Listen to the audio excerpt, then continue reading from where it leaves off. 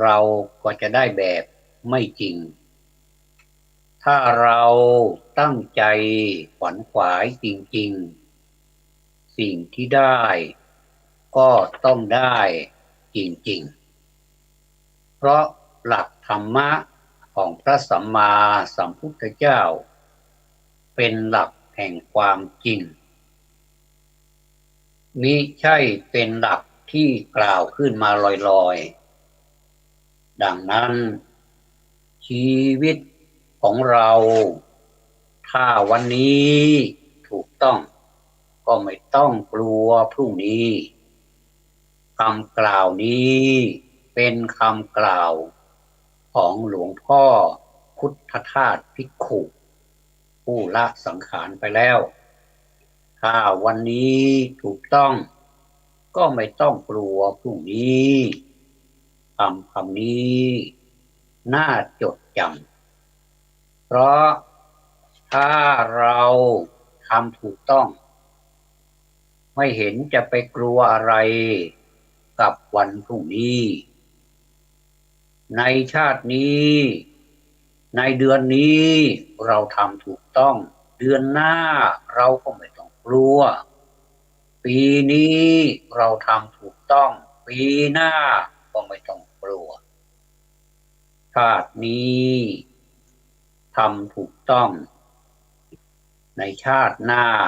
ก็ไม่ต้องกลัวเรื่องจิตเป็นเรื่องที่เราจะต้องมาศึกษาจะต้องมาดูแลเอาใจใส่เป็นพิเศษ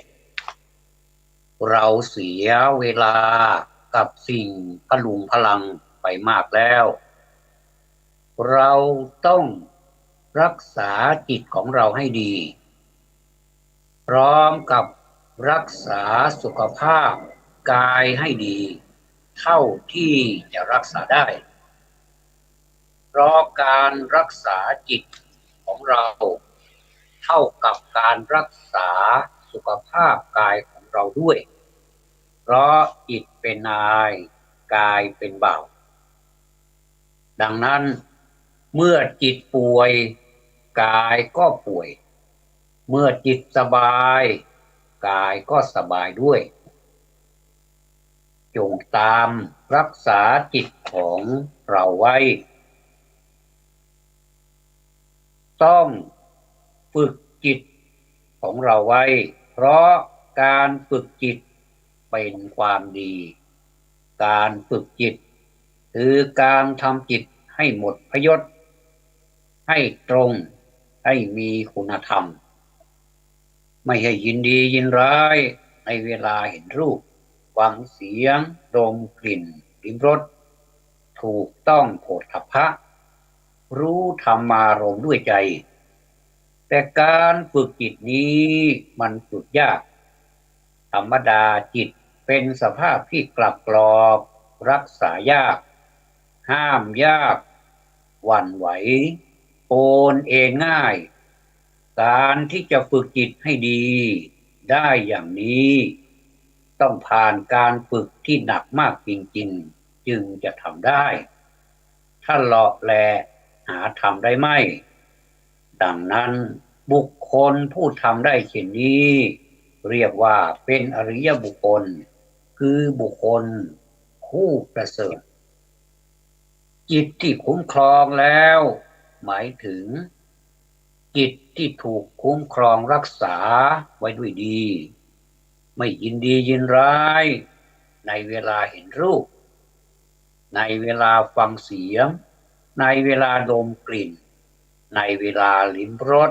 ในเวลาถูกต้องสัมผัสรู้ธรรมารมณ์ด้วยใจและถูกกีดกันจากความชั่วทุกอย่างจิตชนิดนี้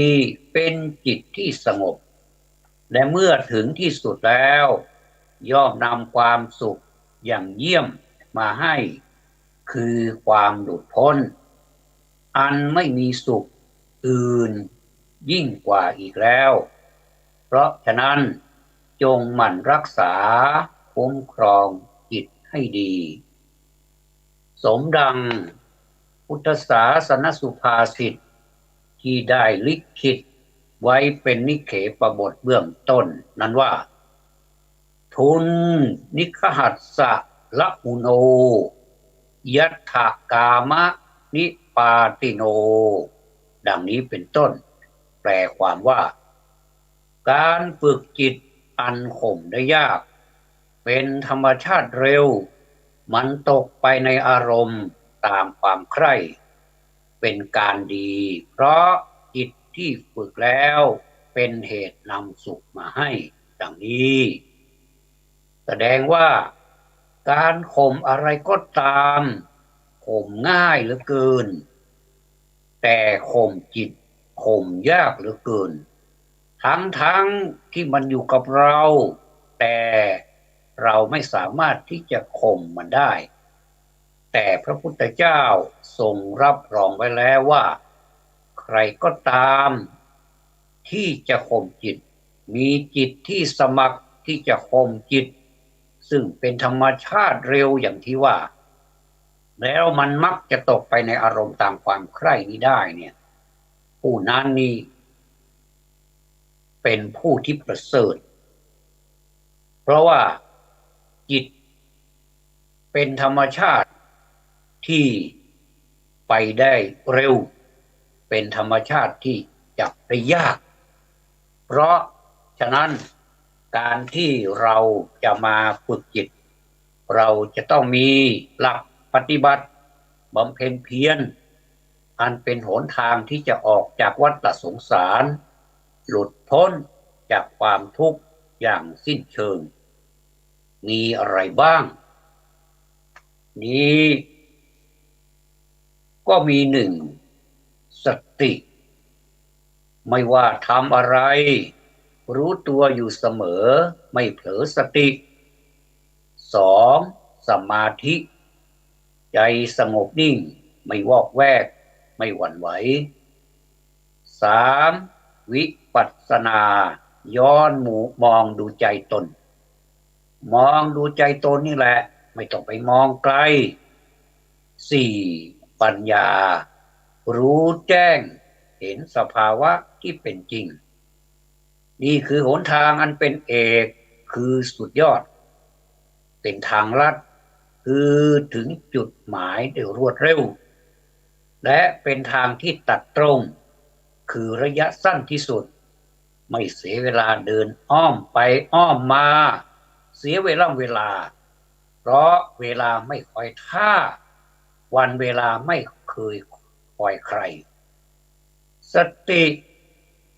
ตินี่เหมือนยามที่เฝ้าประตูบ้านไม่ให้โจรมาฉกชิงสมบัติล้ำค่าไปคนที่ฝึกตนให้มีสติสัมปชัญญะไม่ว่าจะทำไม่ว่าจะพูดไม่ว่าจะคิดอะไรมีความระลึกได้และรู้ตัวทั่วพร้อมอยู่เสมอสมาธิเล่าสมาธิคือใจที่สงบนิ่งไม่ฟุ้งซ่านไม่วุ่นวายสับสนไม่หวั่นไหวแต่ทว่าแค่ใจสงบนิ่งยังไม่พอเพราะกิเลสที่นอนนิ่งอยู่ในใจยังไม่ถูกกำจัดเปรียบไปเหมือนหินที่ทับหญ้าไว้มันไม่โตแต่มันก็ไม่ตายเพราะรากมันยังมีอยู่ยังฝังอยู่กับดินอยู่เมื่อไหร่ที่ยกหินออกหญ้าก็จะงอกขึ้นมาใหม่ฉะนั้นจึงต้องก้าวขึ้นสู่วิปัสสนาวิปัสสนาอันนี้น่าสนใจวิปัสสนาคือการย้อนมองดูใจตนเองโดยอาศัยใจที่สงบนิ่งเป็นพื้นฐานเข้าไปพิจารณาให้เห็นอย่างกระจ่างแจ้งการย้อนมองดูใจหมายถึงการเฝ้าดูความคิดที่ผุดขึ้นในใจด้วยความรู้จักอย่างชัดแจ้งแต่ไม่เข้าไปเกาะเกี่ยวผูกพันต่อความคิดนั้นอุปมาเหมือนอย่างมองดูก้อนเมฆที่ลอยผ่านมาตรงหน้าเราเพียงกำหนดรู้ว่านั่นคือก้อนเมฆ แต่ไม่ตามก้อนเมฆนั้นไปแค่ดูตามที่เห็นตามสภาพที่เห็นเห็นก็สักว่าเห็นแต่เป็นอุปมาโดยไม่ตามไปดังนั้นไม่ว่าอารมณ์ความรู้สึกนึกคิดใดเกิดขึ้นให้กำหนดรู้กำหนดรู้เมื่อเห็นแล้วก็ละวางแต่ไม่ถึงกับจ้องหรือผลักไสเพราะเหตุนี้วิปัสสนาหรือการย้อนมองดูใจตนก็คือกระบวนการชำระซักฟอกจิตให้กลับคืนสู่ความบริสุทธิ์ผ่องใสดังเดิมการฟอกในลักษณะนี้เป็นการฟอกแบบลักษณะพิเศษเพราะการเป็นเพราะเป็นการเปิดศึกกับจิตของตนเองโดยที่ว่าไม่มีผู้อื่นมาเกี่ยวข้องด้วยจะว่าสนุกก็สนุกจะว่าไม่สนุกมันก็ไม่ค่อยสนุกแต่มันก็ท้าทายดีเพราะฉะนั้นการฟอกจิตก็เหมือนกับเราฟอกสิ่งของที่มันสกปรกที่มันโสโครกบ้านเรือนมันไม่ดีเราก็เช็ดเราก็กวาดปัดถูใช้มอกนี่แหละถูด้วยมือสองมือของเรานี่ทีแรกมันก็สกปรกแต่พอเราทำความสะอาดแล้วมันก็สะอาดแล้วก็น่าอยู่น่านั่งน่านอนน่าอยู่อาศัยเหมือนกับผ้าที่สกปรกทำยังไงมันจะหายสกปรกสักทีก็เอามาแช่ไว้สักพักใหญ่ๆนะแล้วก็ขยี้ขยี้ไม่ใช่แช่ธรรมดาจะต้องใช้เครื่องมือเข้าช่วยด้วยมีผงซักฟอกไม่ว่าจะเป็นชนิดผงหรือชนิดน้ำเราแช่ไว้สักพักหนึ่งมันทำหน้าที่ผงซักฟอกมันทำหน้าที่หรือว่าน้ำยาซักผ้ามันทำหน้าที่สิ่งสกปรกนั้นออกไปครึ่งหนึ่งแล้วเรายังไม่ได้ทำอะไรธรรมะพุทธเจ้าก็เช่นเดียวกันพอเราปฏิบัติธรรมะก็จะเริ่มเดินเครื่องธรรมะก็จะทำหน้าที่ของความเป็นธรรมะเขาหันกับอธรรมก็หมายถึงสิ่งสกปรกเหล่านั้นให้ออกจากเนื้อผ้าแล้วเราก็ไปขยี้ซ้ำอีกอย่างนี้มันก็สะอาดเมื่อความสะอาดมาแทนความสกปรกผ้าผืนนั้นก็เสื้อผ้าเหล่านั้นก็สามารถนำมาใส่ได้อย่างสบายใจไม่ต้องกลัวมีกลิ่นไม่ต้องกลัวสกปรกเพราะเราทำความสะอาดแล้วแต่ถ้าเราใส่เสื้อผ้าสวมเสื้อผ้าไปทำงานก็ดีไปธุระก็ดีจะต้องเป็นธรรมดาที่จะต้องเจอฝุ่นบ้างเจอน้ำบ้างเจออะไรต่ออะไรซึ่งฝุ่นก็ดีน้ำก็ดีฝนก็ดีแดดก็ดีเหล่านั้นถ้าจะเปรียบไปก็เหมือนกิเลสที่มันเข้ามาติดเสื้อผ้าของเราก็อย่าชะล่าใจว่าเราซักมาแล้วมันจะไม่สกปรกอีกแล้วเราก็ต้องนำไปซักอีกเพราะมันกลับไปสกปรกอีกซักแล้วก็ซักอีกเปื้อนแล้วก็เปื้อนอีกเป็นอย่างนี้ร่ำไปนะถ้ามันเปื้อนเราก็ซักนี่เป็นเรื่องของปกติธรรมดาต่อไปปัญญาเกิดจากการน้อมจิตเข้าไปเห็นอะไรญาติโยมเข้าไปเห็นความจริงความจริงนี้เป็นความจริงแท้ความจริงแท้ของสรรพสิ่งที่เกิดขึ้นตั้งอยู่และก็ดับไปทุกขณะจิตว่ามีความเป็นอนิจจังทุกขังอนัตตาก็คือความไม่เที่ยงแท้ไม่ทนตั้งอยู่นานไม่ใช่ตัวไม่ใช่ตนที่แท้จริงจิต จึงสามารถรู้แจ้งแทงตลอดอย่างดีด้วยความเห็นเรียกว่าได้ดวงตาเห็นธรรมอันจักนำไปสู่ความหลุดพ้นจากทุกข์ทั้งปวงมีคำหนึ่งที่จะต้องอธิบายคำนี้หลายท่านก็คงทราบแล้วแต่อีกหลายท่านก็ยังคงงงอยู่หรือยังไม่ทราบคำนี้ก็คือวิปัสสนาเรารู้จักเราก็เรียกกันบางทีเรียกจนติดปากวิปัสสนาวิปัสสนาวิปัสสนามันคืออะไรวิปัสสนาวิแปลว่าพิเศษหรือว่ายิ่งปัสสนาแปลว่าเห็นดังนั้นวิปัสสนา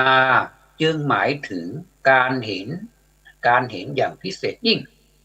แปลตรงตัวดวงตาเห็นธรรมหรือธรรมจักษุคือดวงตาภายในไม่ใช่ตาเนื้อแต่เป็นตาในที่เห็นอริยสัจด้วยญาณเป็นความสว่างที่เกิดขึ้นในดวงจิตเมื่อเกิดแสงสว่างขึ้นความมืดก็หายไปเหมือนกับห้องที่มันมืดทีนี้เราติดไฟฟ้าไว้แล้วก็มีสวิตช์ไฟฟ้าตอนที่เราเข้าไปใหม่ๆเรายังไม่ทันเปิดไฟห้องยังมืดสนิทอยู่แต่ทันทีที่เราเปิดไ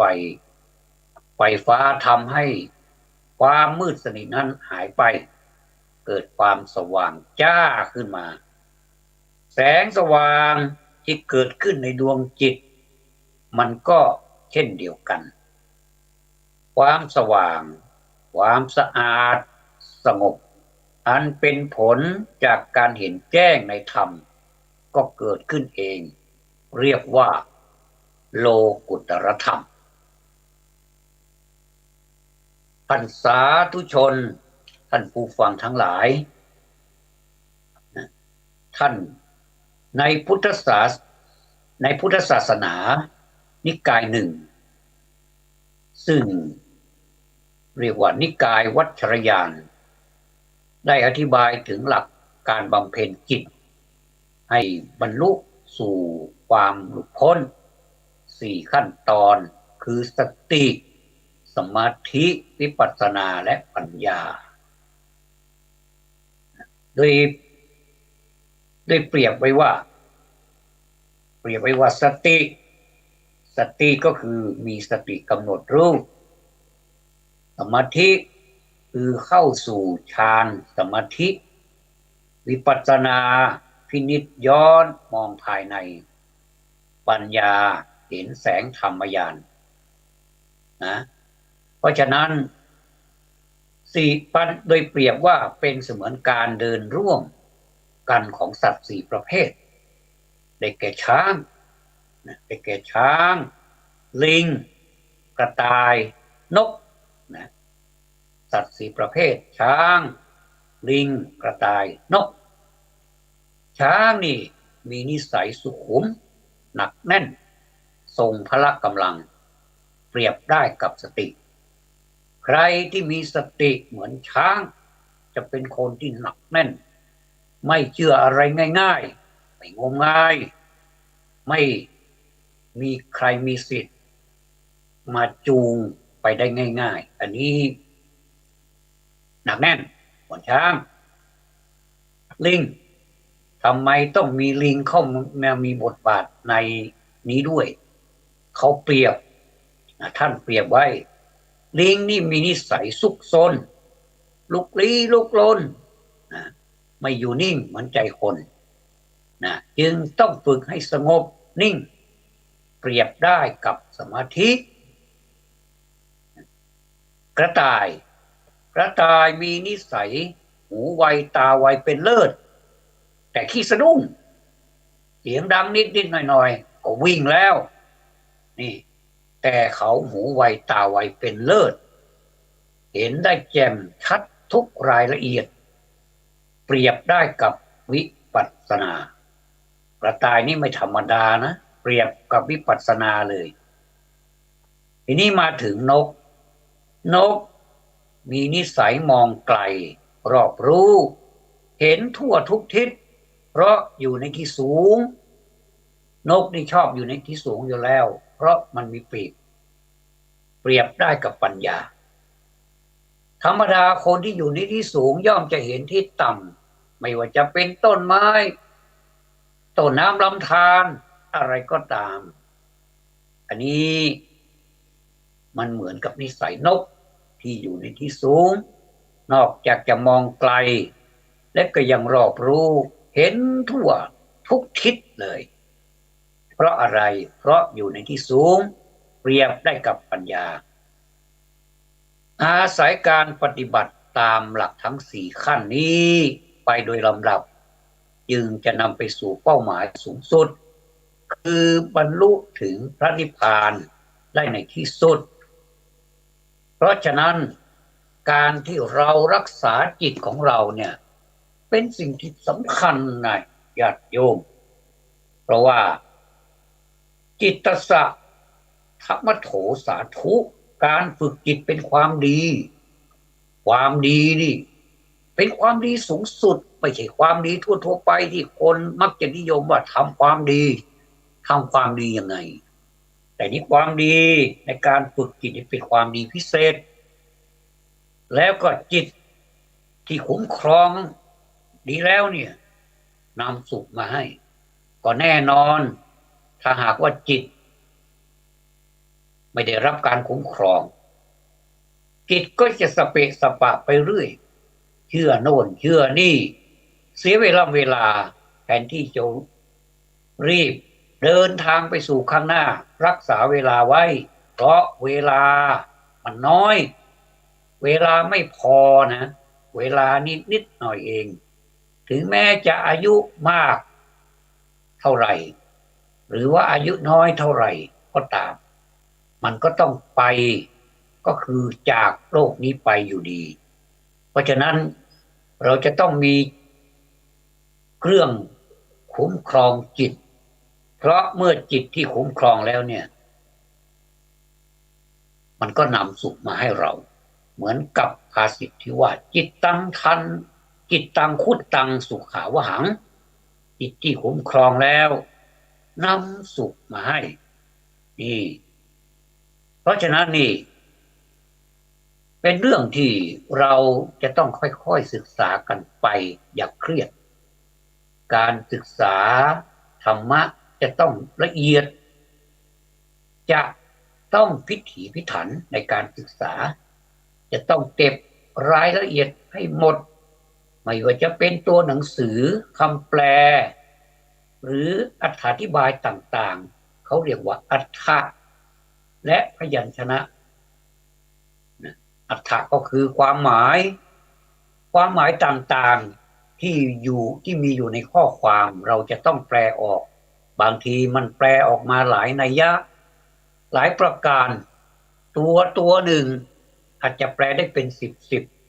บางทีมากกว่านั้นไม่ค่อยมีตัวไหนที่แปลตรงแล้วก็แปลได้ตัวเดียวไม่ค่อยมีแล้วก็อย่างเราแปลอะไรดีแปลว่าจิตความหมายของจิตนี่เยอะแยะไปหมดแล้วแปลว่าความสุขกับความสุขก็เยอะแยะไปหมดและก็ถ้าสมมุติว่าเราพูดถึงทานก็เยอะแยะไปหมดความหมายจะทานแบบไหนล่ะสมมติว่าในความหมายของการรับประทานตัวนี้มันก็เป็นการรับประทานอาหารก็เรียกว่าทานเหมือนกันถ้าเราเรียกสั้นๆทานอาหารหรือยังทานมื้อเช้าหรือยังแต่ถ้าเราจะเรียกให้มันเต็มรับประทานอาหารเช้าหรือยังแต่เรามักจะเรียกแบบสั้นๆกระทัดรัดแต่ใจความทานอาหารเช้าหรือยังแต่เป็นคำไทยคำว่าทานตัวนี้อันนี้ไทยจริงๆนะไทยโบราณจริงๆเรียกว่ากินทานตัวนี้เรียกว่ากินข้าวหรือยังถ้าพระ ถามพระว่าท่านฉันภัตตาหารเช้าหรือยังนี่จากทานตัวเดียวนะมาเป็นกินมาเป็นฉันแต่ว่าทานตัวนั้นถ้าแปลว่าให้ล่ะก็แปลว่าให้ทานให้ในสิ่งของที่เราหามาได้ด้วยน้ำบาดน้ำแรงหรือว่าเหงื่อของเราเนี่ยไปให้ทานไปทำบุญไปทำบุญสังฆทานสังฆทานทานตัวนี้ก็แปลความหมายออกไปอีกว่าสังฆทานสังฆทานก็ทำบุญแก่พระสงฆ์นะโดยที่ไม่ได้ระบุว่ารูปใดรูปหนึ่งเป็นสังฆทานเนี่ยคำว่าทานนี่เยอะแยะไปเลยนะทีนี้เมื่อเรารู้อย่างนี้เนี่ยเรามักจะถอดใจกลางคันเพราะว่าการศึกษาธรรมะในความรู้สึกของเรานะมันเหมือนมีอะไรมาบังก็คืออวิชชานั่นแหละมาบังเราแล้วพยาบาลคือกิเลสสามกองนี่แหละคือไฟสามกองนี่แหละคือราคะคิโทสะคิโมหะคินี่แหละมันมาเผาเราราคะคิเรียกว่าแปลว่าไฟคือราคะราคะแปลว่าความกำหนัดยินดีหรือความทะยานอยากในอารมณ์ต่างๆตามที่ตนปรารถนาซึ่งมันมีมูลมาจากความโลภนั่นแหละตามปกติบุคคลผู้ประกอบด้วยราคะแล้วเนี่ยจิตย่อมจะฟุ้งซ่านไม่สงบลงได้เช่นเมื่อได้พบรูปที่สวยงามฟังเสียงที่ไพเราะโอ้เสียงที่ไพเราะจริงๆอยากจะฟังอยากฟังซ้ำอย่างเนี้ยดมกลิ่นที่ถูกใจลิ้มรสที่อร่อยหรือได้สัมผัสถูกต้องโผฏฐัพพารมณ์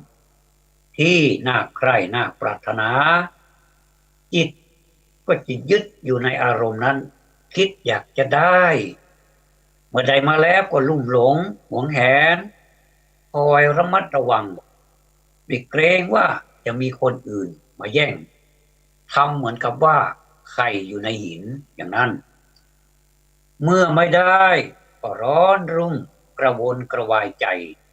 พยายามหาหนทางเพื่อที่จะให้ได้มาตามที่ตนประสงค์หากทำให้การได้ทุกอย่างไม่เลือกว่าถูกหรือผิดเอาทางนั้นอาจฆ่าคนก็ได้กระทำอนาจารต่างๆก็ยอม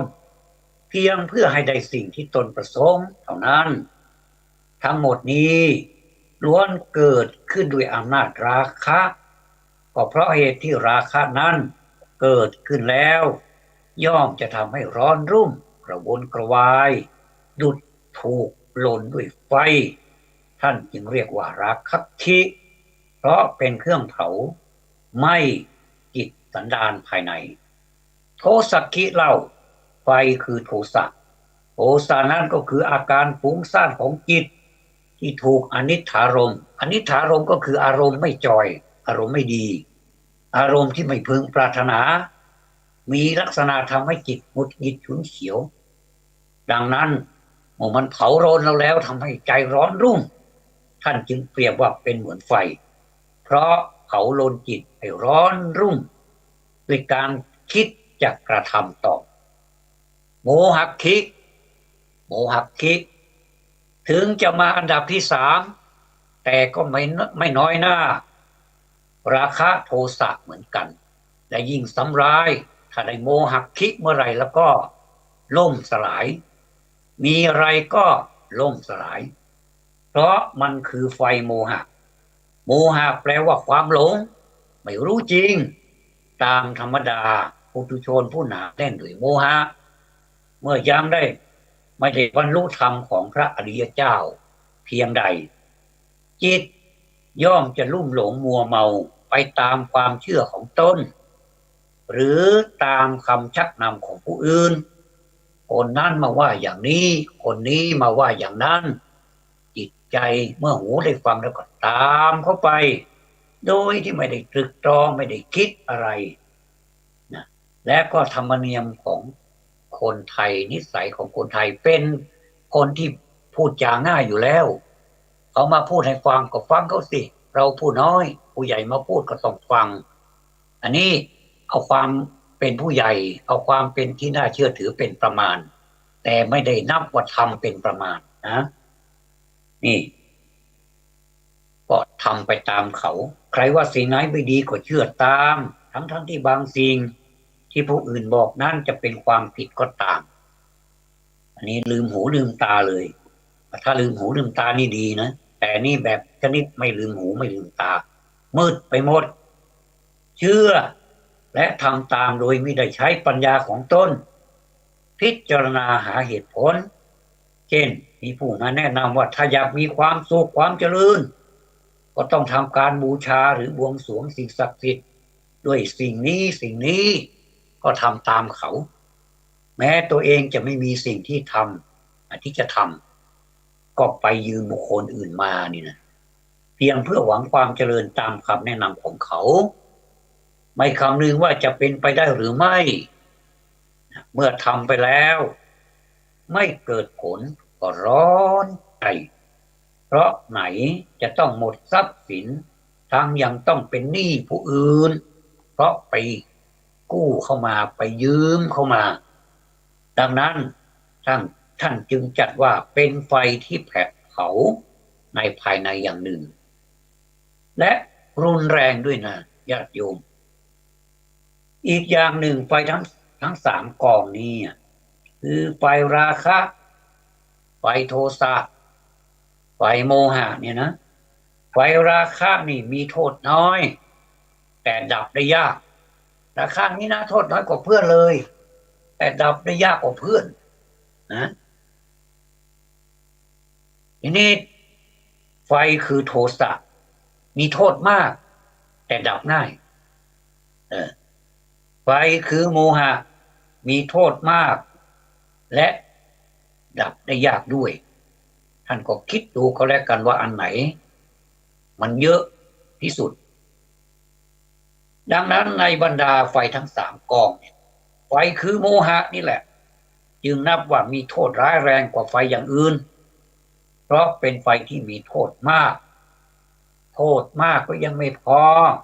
ซื้อหนึ่งแถมหนึ่งมีโปรโมชั่นแถมให้ด้วยแบบไม่อั้นไม่จำกัดอายุไม่จำกัดวันเดือนปีนี่เขาเรียกว่าไม่หมดอายุนั่นเองมีโทษมากดับยากด้วยท่านอุปมานะอุปมาเหมือนถ่านไฟที่มีเท่าปกปิดอยู่ถ่านไฟเนี่ยบางทีเรามองข้างนอกมันเหมือนกับถ่านมันมอดแล้วไฟมันมอดแล้วลองเอามือไปจับดิร้อนเหลือเกินเนี่ยบางทีเราเอาสิ่งของไป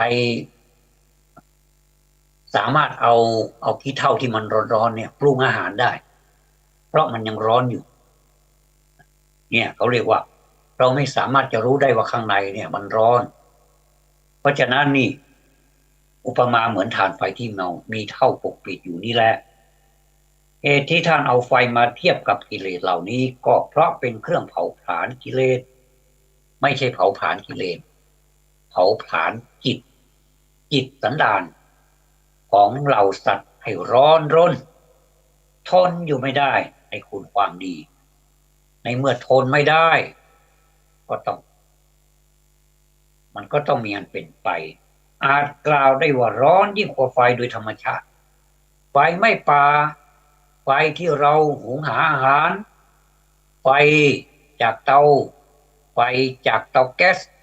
อะไรก็ตามไฟเหล่านี้ยังไม่เท่าไฟสามกองนี้เพราะไฟโดยธรรมชาตินั้น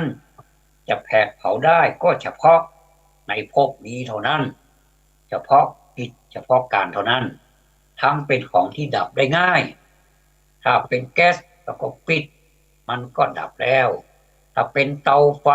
เตาถ่านที่อยู่ในเตาเราก็สามารถที่จะดับได้ไฟป่าเราก็มีวิธีการจัดการดับไฟป่าได้แต่ไฟในดวงจิตของเรานี้เราจะทำอย่างไรดีเนาะที่จะดับได้มันคือกิเลสทั้งสามนี้ มันอาจจะเผาได้ด้วยวิบากในภพต่อไปในภพนี้ยังไม่พอภพหน้าก็ต้องมีอีกไปเรื่อยๆเป็นเหตุให้ต้องเวียนว่ายอยู่ในสงสารไม่มีที่สิ้นสุดเป็นไฟที่ดับได้ยากโดยประการทั้งปวงดังนั้นจึงควรสำรวมระวังอย่าให้เกิดมีขึ้นในจิตสันดานได้อาจจะมีหลายท่านคงจะแย้งว่าที่พระคุณเจ้าพูดมาดูเหมือนง่ายมันก็ไม่ง่ายนะโยมแต่ถ้าเราคิดว่ามันก็ไม่ยากมันก็ไม่ยากนะโยมเอาเป็นว่าทั้งง่ายทั้งยากและทั้งไม่ง่ายและทั้งไม่ยากฟังดูก็ทั้งแม่งนะคำเดียวก็หมายความว่ามันจะยากหรือมันจะง่ายมันก็อยู่ในวิสัยที่เราจะทำได้โดยการกล่อมจิตกล่อมใจของเราโดยธรรมะของพระพุทธเจ้านี่แหละไม่ต้องไปเอาอื่นไกลเราจะทำยังไงเราจะทำยังไงที่จะชนะกิเลสเหล่านั้นให้หมดไปได้ต้องมีวิธีที่ทำให้ดีที่สุดก็คือทำจิตของเรานี้ให้เป็นปกติเสียก่อนให้เป็นปกติคือการรักษาศีลเสียก่อนการรักษาศีลนั้นคือเป็นเบื้องต้นในการที่จะก้าวไปสู่ธรรมะชั้นต่อไปเหมือนกับเราขึ้นบันไดดังที่เคยอธิบายมาแล้วหลายครั้งนี่เพราะฉะนั้นนี่มันก็ต้องมองดูตัวเองและชนะจิตใจตัวเองให้ได้เพราะท่านว่าการชนะตัวเองนี่มันยากเหลือเกินอัตตาหาเวชิตังสยโยชนะตนนั่นแหละเป็นดีแล้วก็อัตตาหิอัตโนนาโถตนแลเป็นที่พึ่งของตนโดยการที่เราน้อมนำเอาพระธรรมของพระพุทธเจ้านี่แหละมาเป็นที่พึ่งทำไมคนอาจจะแย้งว่าไหนบอกว่าตนแลเป็นที่พึ่งของตนก็ใช่นะสิเพราะเราน้อมนำเอาพระธรรมของพระพุทธเจ้ามาเป็นของเรามาปฏิบัติอันนี้เราก็ทำเพื่อตนเองเพราะฉะนั้นในเมื่อเราไม่คิดเราไม่ค้นและใครจะเป็นที่พึ่งของเราเพราะฉะนั้นเราจะเดินไปจะไปด้วยวิธีไหนไปค้นคว้าเอาธรรมะของพระพุทธเจ้าข้อไหนก็ได้มาปฏิบัติที่มันตรงกับปัญหาของเราให้แก้ไปเป็นเปาะแล้วเราก็จะมีความสุขกับการแก้ปัญหาเหมือนกับเราเล่นเกมนี่มันยากนะโยมเคยดูเขาเล่นเกมทางทีวีไหมล่ะยากนะส่วนตัวอาตมายังเล่นไม่เป็นเลยเขาก็รู้สึกเขาก็รู้จักรังสรรค์มาเล่นกันนะเรามองไม่ออกหรอกพอเราดูแล้วเขาเล่นอย่างนี้นี่เองแต่ถ้าให้เราไปเล่นสมมุติว่าให้เรา10,000ถูก1 ครั้งให้10,000 10 ครั้งให้ได้100,000อย่างเนี้ยเราคงไม่ได้สักบาทเพราะเราไม่เข้าใจอันนี้แต่ธรรมะของพระพุทธเจ้านี่เหมือนเล่นเกมแต่เล่นเกมแล้วไม่ต้องเป็นเงินเป็นทองก็ได้แต่มันเป็นความสุขใจซึ่งมันมีค่ามากกว่าเงินที่เราได้ดังได้ที่กล่าวมาเป็นตัวอย่างแล้วดังนั้นก็ขอฝากญาติโยมทั้งหลายนำไปประพฤติปฏิบัติเพราะจิตนี้เป็นของที่ฝึกได้ยากแต่มันก็ไม่ยากมันก็พอประมาณขอให้เรามีความตั้งใจดังบรรยายมาก็พอสมควรแก่เวลาเทศนาปริโยสาเนในการเป็นที่สิ้นสุดลงแห่งพระธรรมเทศนานี้ขอพุทธบริษัททั้งหลายที่ได้ตั้งอกตั้งใจฟังพระสัทธรรมเทศนาอันเป็นของสมเด็จพระสัมมาสัมพุทธเจ้าที่ได้นำมาเทศนาให้ท่านผู้ฟังทั้งหลายได้ฟังในวันนี้จงเป็นผู้เห็นธรรมผู้ใดเห็นเรา ผู้นั้นเห็นธรรมผู้ใดเห็นธรรมผู้นั้นเห็นเราผู้ใดเห็นตถาคตผู้นั้นเห็นธรรมผู้ใดเห็นธรรมผู้นั้นเห็นตถาคตขอให้ทุกท่านมีความสุขกายสุขใจสบายจิตมีอายุวันนะสุขภละปฏิภาณธนสารธรรมสารสมบัติจงทุกประการรับประทานแสดงพระธรรมเทศนามาพอสมควรแก่เวลาจึงขอสมมุติยุติลงคงไว้แต่เพียงเท่านี้เอวังก็มีด้วยประการฉนี้อภิวาทนาสีลิสนิจจังพุทธาปัจจายโนจัตตารโอธรรมาวัฏฏันติอายุวันโนสุขังพลัง